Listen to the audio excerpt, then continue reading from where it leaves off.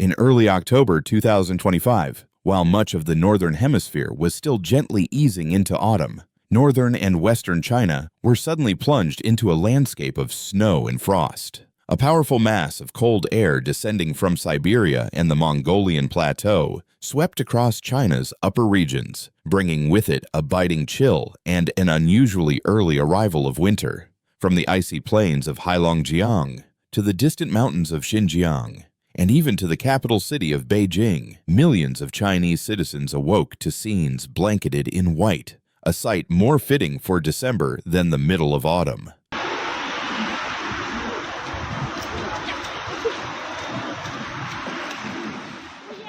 Heilongjiang Province, China's northernmost region bordering Russia, was the first to experience the heaviest and earliest snowfall. In the city of Mohe, often referred to as China's Arctic town, heavy snow fell through the night, transforming the entire landscape into a true winter wonderland. Within just a few hours, streets, rooftops, and forests were covered in a thick layer of snow, turning the city into a sea of white. The water equivalent of the snowfall reached 8 millimeters, an unusually high amount for this early in the season.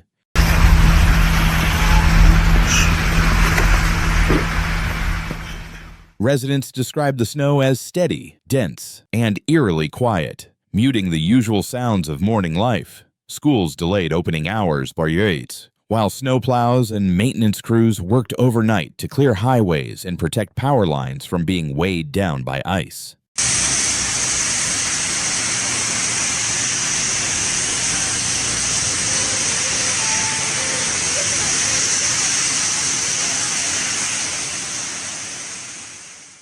Electrical engineers were dispatched urgently to inspect recently installed rural power grids, fearing that early frost might damage cables and substations. As dawn broke, tourists gathered along the frozen Songhua River, where golden autumn leaves bent under the weight of snow, creating a surreal scene, a meeting point between autumn and winter, which locals called the most beautiful seasonal transition in years.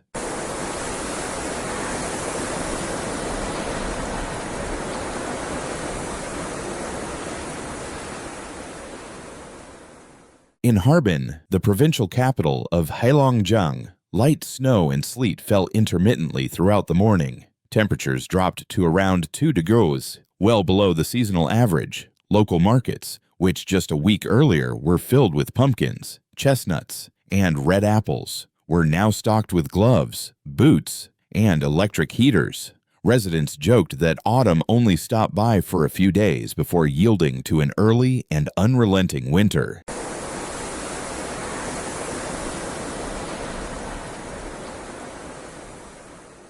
In Beijing, cold air sweeping from the north brought an unexpected transformation. The city's iconic golden autumn, usually marked by crisp blue skies and soft sunlight, gave way to a damp, gray, and frigid atmosphere. Daytime highs barely reached 9 degrees C, while nighttime temperatures dipped close to freezing, nearly 10 degrees lower than average. In mountainous districts such as Yongqing, Mentugu, and Miyun, locals witnessed flurries of light snow dusting rooftops and trees, an exceptionally early phenomenon for the Beijing region. While downtown areas saw no accumulation, the chill was unmistakable. Commuters bundled up in coats, scarves, and gloves far earlier than usual.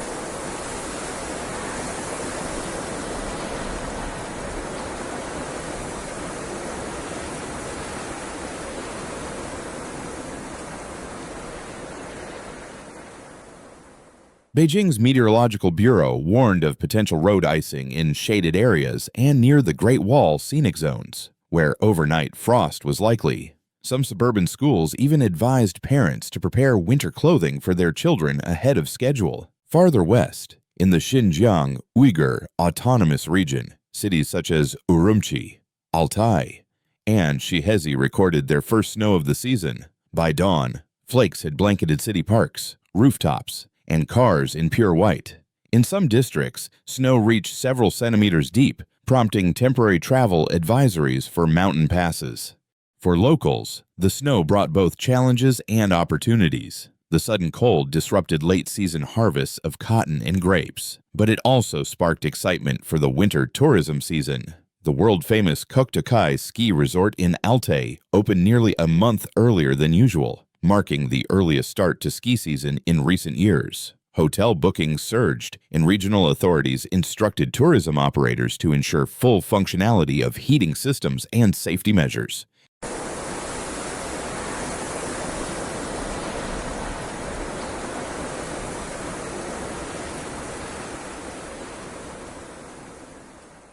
However, the cold proved harsher than expected. In Urumqi, nighttime temperatures fell below the 3 degrees C, forcing many rural families to burn coal or firewood earlier than planned. Emergency response teams were deployed to inspect heating pipelines and distribute winter supplies to residents in remote areas. Meteorologists across China noted that this early cold wave was highly unusual. Normally, significant snow in Mohe and Xinjiang arrives in late October or November, while Beijing's first frost typically doesn't occur until the end of the month. This year, however, a combination of stronger polar air activity, early Siberian high-pressure systems, and higher-than-average regional humidity created what experts call the earliest widespread autumn snowfall in more than a decade.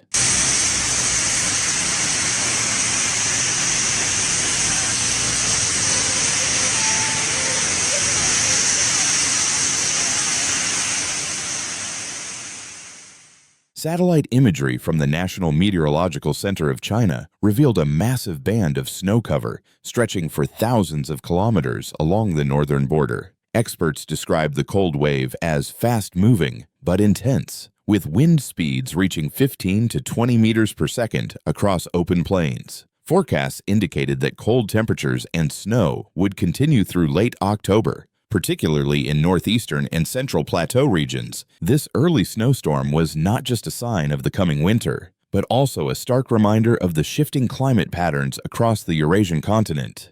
As Beijing, Heilongjiang, and Xinjiang simultaneously experienced early snow, China once again found itself at the mercy of nature's extremes, a dramatic intersection of the beauty of white snow and the danger of extreme cold. Thank you for watching Severe Weather, where we share true stories about the power of nature and the resilience of humankind. If you found this video helpful, please like, comment, and subscribe. And don't forget to turn on the notification bell so you won't miss our next report. Some footage in this video is for illustrative purposes only and may not depict the exact events described. Stay informed and stay safe. The world changing, disasters are no longer rare, they are reality. You cannot predict the next earthquake, flood, or wildfire, but you can choose how ready you are. This channel isn't just here to inform, it's here to wake people up before it's too late. So if you're watching this now, take it as a sign. Don't just scroll, don't just watch. Subscribe, learn, and prepare, because awareness isn't fear, it's power.